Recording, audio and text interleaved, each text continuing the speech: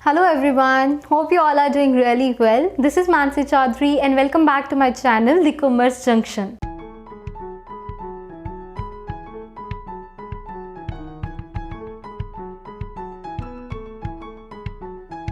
Today we will be discussing the difference between capital and revenue items.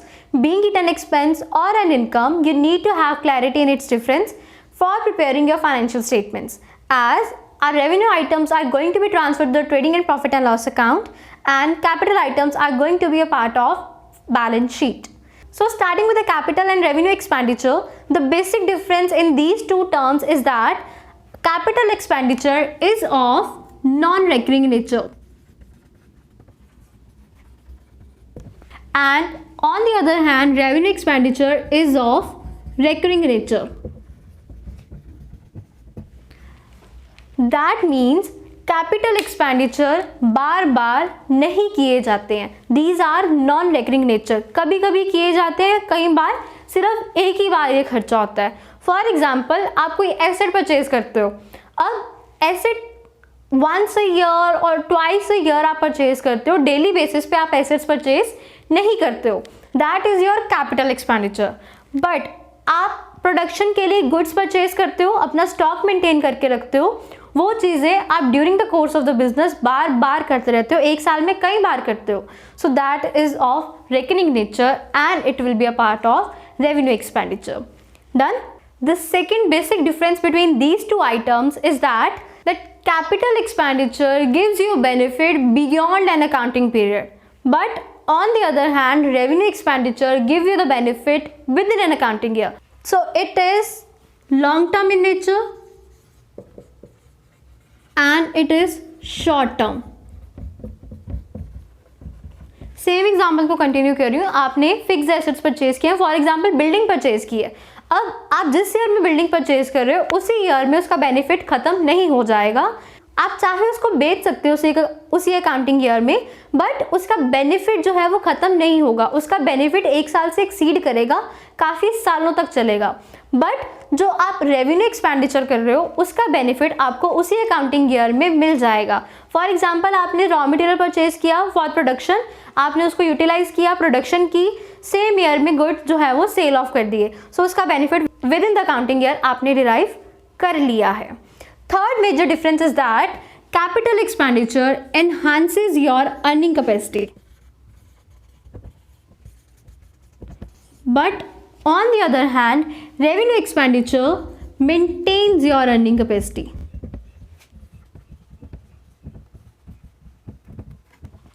जब आप capital expenditure करोगे तो उससे आपकी अर्निंग कैपेसिटी इन्हांस होगी, बढ़ जाएगी. फॉर एग्जाम्पल, आपके पास ऑलरेडी एक मशीनरी थी, आपने एक नई मशीनरी परचेज की है. तो नई मशीनरी परचेज करने से आपकी जो अर्निंग कैपेसिटी है या आपकी प्रोडक्शन जो है वो डबल हो जाएगी, वो बढ़ जाएगी. But on the other hand, अगर आप पुरानी मशीनरी की ही रिपेयर्स करवाते हो तो उससे आपकी अर्निंग कैपेसिटी मेंटेन रहेगी. आपकी जो वो मशीनरी है इन ऑर्डर स्मूथली काम करती रहेगी, बट उसकी प्रोडक्शन नहीं बढ़ेगी उससे. So that repairs will be a part of revenue expenditure, because उससे अर्निंग कैपेसिटी बढ़ेगी नहीं, मेंटेन रहेगी. बट आप एक मशीनरी के साथ दूसरी एक नई मशीनरी परचेज कर लोगे तो उससे आपकी अर्निंग कैपेसिटी डबल हो जाएगी, वो बढ़ जाएगी. So that new machinery will be a part of capital expenditure. I hope it is clear to you all.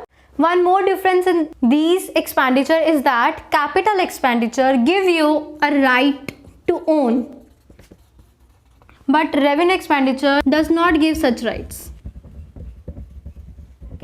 Capital expenditure करके आपने जो एसेट परचेज किया है उसके ऊपर आपका राइट है, you own that thing.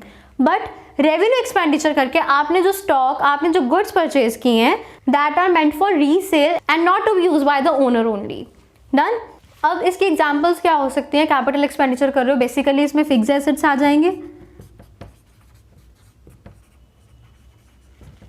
Plant and machinery हो सकता है, लैंड एंड बिल्डिंग हो सकता है,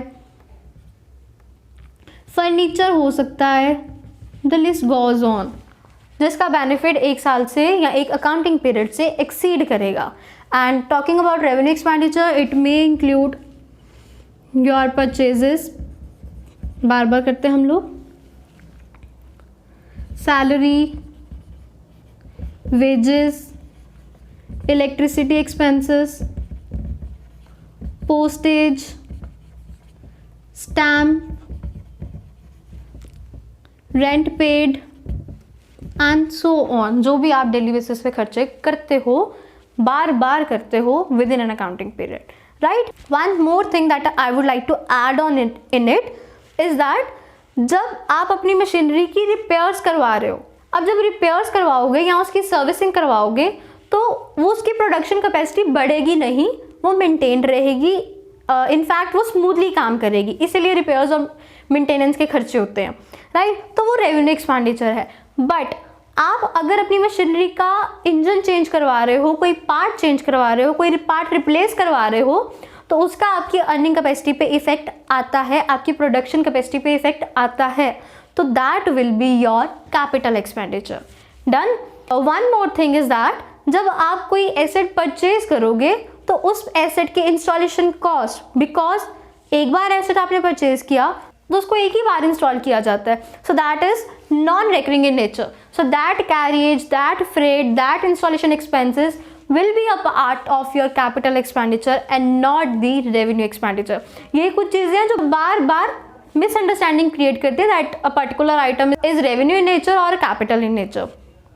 So this was the difference between capital and revenue expenditure. One more stream of expenditure in this series is deferred revenue expenditure. Let us talk about that also.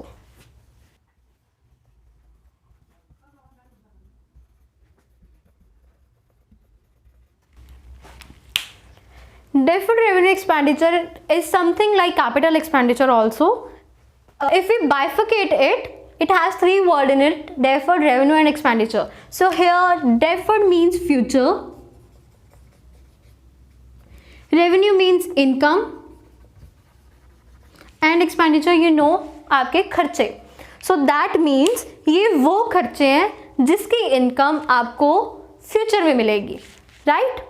Capital expenditure का मतलब ही यही था कि वो खर्चे जो आपने फॉर द टाइम बिंग किए हैं बट उसका बेनिफिट जो है in future you will derive it.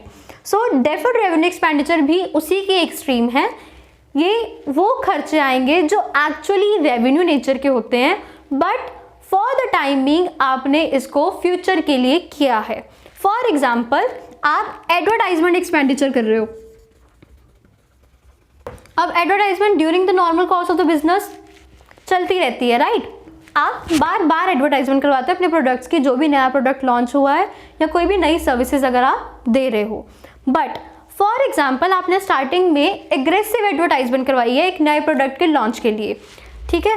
तो एडवर्टाइजमेंट एक्सपेंडिचर आपने किया 1 लाख का और ये एक्सपेंडिचर किया आपने फॉर 5 ईयर्स, 5 सालों के लिए आपने ये खर्चा किया कि जो भी एडवर्टाइजमेंट किया आपने इसका बेनिफिट आपको आने वाले 5 सालों तक मिलेगा। दैट मीन्स ये खर्चा 5 सालों के लिए हुआ, 1 साल के लिए नहीं हुआ। बट जब आप अपनी फाइनेंशियल स्टेटमेंट्स बना रहे हो, वो फाइनेंशियल स्टेटमेंट एक पर्टिकुलर ईयर के लिए बनाई जाती है, एक अकाउंटिंग ईयर के लिए बनाई जाती हैं, राइट। तो उसमें 5 सालों का खर्चा नहीं आ सकता। सो इसको हम बाइफिकेट करेंगे।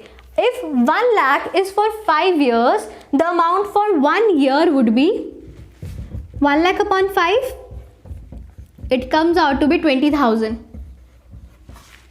Done. So that means इस 1 लाख में से 20,000 करंट ईयर को बिलोंग करते हैं और बाकी के 80,000 नेक्स्ट 4 years को बिलोंग करते हैं। डन। बट हम अकाउंटिंग कर रहे हैं इस पर्टिकुलर ईयर के लिए। So for the time being this 20,000 that belongs to current year will be a part of your revenue expenditure and will be transferred to your trading and profit and loss account, and this 80,000 because it belongs to the next coming 4 years it will be a part of our capital expenditure because इसका benefit इस accounting period से exceed कर रहा है, so it will go into your balance sheet. I hope it is clear to you all. Very important point to be taken care of. बार बार इसकी adjustment आती है financial statements में, so you need to understand this. Done?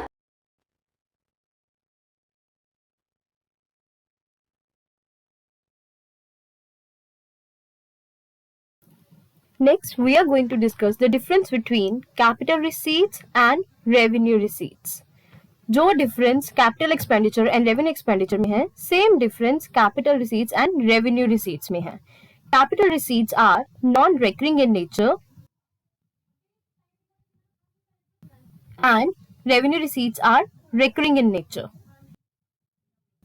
This is the amount or the benefit you receive over a certain period of time. But capital receipts क्या है? वो amount जो आप बार बार receive नहीं करोगे. For example, आप कोई asset sale off कर रहे हो. जिस तरह आप कोई asset बार बार purchase नहीं करते हो, उसी तरह आप कोई asset बार बार sale off नहीं करते हो. Right? So जब एक एसेट को बेचने से आपको पैसे मिलेंगे, that is a type of your capital receipt.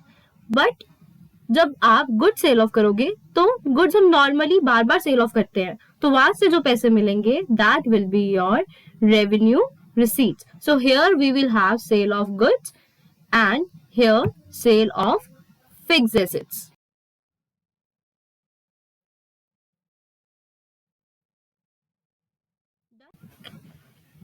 Second point of difference is that capital receive करने से you surrender a right.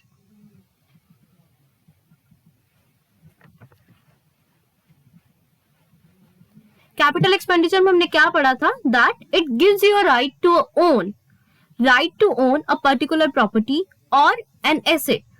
तो जब आप उसको बेचोगे तो वहां से जो पैसे आएंगे that will be your capital receipt. पहले आप उसे परचेज कर रहे थे तो वो राइट आपके पास आ रहा था, बट अब आप उसे सेल ऑफ कर रहे हो तो वो राइट बायर के पास जाएगा. So you will surrender that right in capital receipts. But if we talk about revenue receipt, no such thing is there. Because मैंने पहले बताया था कि रेवेन्यू एक्सपेंडिचर जब करो तो आपके पास राइट नहीं आता. आप जो गुड्स परचेज कर रहे हो वो इसीलिए परचेज कर रहे हो कि बेचने हैं फर्दर, तो वो बेचने के लिए खरीदा था, तो हमारे पास कोई राइट नहीं आया था उस टाइम पीरियड पे. डन. अब इसके बहुत सारे और एग्जांपल्स हो सकती हैं. आप सिक्योरिटीज़ परचेज करते हो, जब वो आपका एसेट होता है फॉर द टाइम बिंग, जब उसको सेल ऑफ करोगे तो आपको उससे जो पैसे आएंगे that will be your capital receive. But उस सिक्योरिटी से जो इनकम आ रही है, अगर आपने शेयर्स परचेज किया तो आपको डिविडेंड मिलेगा वहाँ से. अगर आपने डिबेंचर्स परचेज किया तो आपको इंटरेस्ट मिलेगा. आपने किसी कंपनी में किसी और बॉन्ड्स में इन्वेस्ट किया, वहाँ से इंटरेस्ट आएगा आपके पास. आपने हाउस प्रॉपर्टी में इन्वेस्ट किया, वहाँ से रेंट आएगा. And the list goes on. जहाँ भी आप इन्वेस्ट कर रहे हो, आपने खर्चा किया कैपिटल एक्सपेंडिचर का, वहाँ से जो इनकम आएगी, बिकॉज ये इनकम आपको हर साल मिल रही है, रिकरिंग नेचर में, रेगुलर नेचर में मिल रही है. So that is your revenue receipt. Done. So this was it for today. I hope you all are able to grab something out of it. If you do let me know in the comment section below and share your doubts with me if you have any. Thank you so much for watching this video. I'll see you next time. Till then, goodbye and take care.